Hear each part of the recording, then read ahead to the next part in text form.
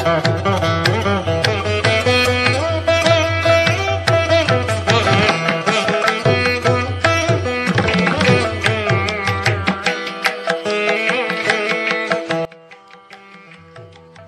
अच्छी रुकुणा रथ अणलेउट पारंपरिक भाव में रथ टणा होगले आउ फेरेना। आठगड़ ब्लॉक राधा दामोदरपुर ग्रामर आराध्य श्री श्री जम्बेश्वर महादेव रुकुणा रथयात्रा अनुष्ठित हो जाइए। ओडिशार एकमात्र एठारे राति रुकुणा रथ स्वतंत्र परंपरार 100 वर्षर ऊर्ध्व धरी यह टणा जाए। चलित वर्ष रथयात्रा शताधिक श्रद्धालु माने खुशीर सह रथ टाणी 3 दिन धरी यात्रा विभिन्न दुकान बजार सह यात्रा अपेरारे मजा नहीं दर्शक। पवित्र अशोकाष्टमी तिथि ए रथयात्रा समस्त रीतिरीति सहित संपन्न होइछि। सकाळु पहड़ फिटा ठारू आरंभ करी कलश यात्रा 3 धूप 5 अवकाश नीति संपन्न हेबा परी ठाकुर अशोक कुंडरे स्नान करी मंदिर प्रवेश करिथांती। मंदिर मध्य समस्त नीतिकांति एवं अभिषेक परी रुकुणा रथरे विजय करती।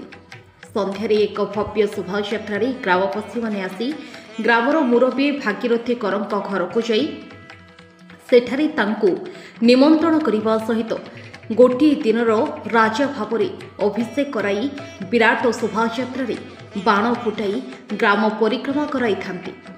परे तांकरे द्वारा रथ उपरे छेरा पहरा रीति संपन्न हेबा परी रथ टणा होई ठाकुर माउसी घर को जाइथांती। सेठारे स्वतंत्र मांडुआ भोग लागी हेबा परे विमान रे ठाकुर आसी यात्रा पड़िया पहुंची थांती। पाखापाखि 200 वर्षर एही अनन्य परंपरा ओडिशार अन्य एक कौनसी जगार देखा मिले ना। वंशानुक्रमे ए ग्रामर मुरबी भाव भागीरथी कर रथ उपरे आज को 50 वर्ष धरी छेरा पहरा नीति करी आसुछंती। विश्वास रही अशोकाष्टमी तिथि अशोक कुंडरे स्नान कले समस्त रोग शोक दूर होगा सहित बंध्या दोषरू मुक्ति मिलता है। जम्बेश्वर महादेव पाखरे जी मानसिक करे ताहा पूर्ण होता है बोली जो विश्वास रही से हजार हजार श्रद्धालु माने ए यात्रा रथ टाणी थांती। आठगड़ू नरसिंह राउत को रिपोर्ट हर्षिका मीडिया। आम वर्ष जाक अपेक्षा कर दिन आसो ये दिन को आम वर्ष काल गणुचु। ये गोटे एभली माहौल आम गाँव समस्त अधिवासी आबाल वृद्ध वनिता एक उत्सव भाव में पालन करते। प्रत्येक घर कुड़िया आसती, प्रत्येक घर लुगापटा किणा हुए। प्रत्येक दिन आम गाँव बोधे 50-100 लोक जाऊे आठगड़ कटक लुगापटा किणा। ये वर्ष जाक संचय ये खर्च कर केते वर्षर परंपरा ये 100 वर्षर परंपरा। मु तो 51 वर्ष करी रथ छेरा पहरा मो 51 वर्ष पूर्ण है। ये चलित वर्ष किसी विशृंखला होता आप खबर पाई कि विशृंखला होता कि जमेश्वर दयारू से विशृंखला हटिगला। केते मन रे खुशी आज छेरा पहरा कले। हाँ बहुत खुशी मु बहुत खुशी जो भाव में आम गाँव पिला माने मते एठी गाड़ी पहुँचेले जो ढंग पहुँचेले मुझे ऋण सुझी पारि।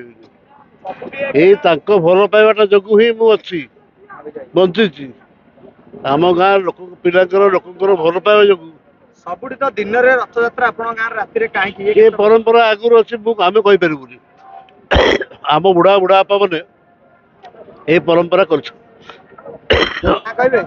मु उपेंद्र कुमार नंद कहूँ ग्रामर पूर्वतन सेक्रेटरी। केते वर्षर परंपरा आपन गाँव ये परंपरा आज्ञा 100 वर्ष ऊर्ध्व हे। आम छुआ बेले कथा आम परंपरा कथा देखी आसु। सर्वप्रथम मु आज जिते अगणित दर्शक अच्छा श्रद्धालु मान अच्छा शुभेच्छा जनइबी एवं पुलिस बंधु मान साहाय्य शुभेच्छा जनइबी एवं सांबादिक बंधु मान शुभेच्छा जनइबी।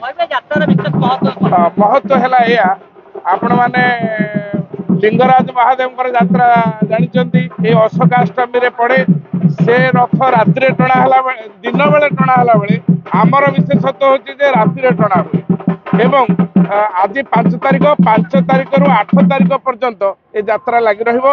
आज रथ भिड़ा सरला या पर सांस्कृतिक कार्यक्रम যাত্রা পার্टी 4 वर्ष 4 दिन যাত্রা করিব এবং এথিপাই আজ্ঞা আমার মাসে পূর্বরু প্রস্তুতি বৈঠক हुए এবং প্রস্তুতি বৈঠকরে গ্রামর सब अधिवासी जोग दियंती एवं आमे माने कोन सरकारी साहाय्य पाऊना आमे निजे चांदा फादा देकरी ए कार्यक्रम टी करू।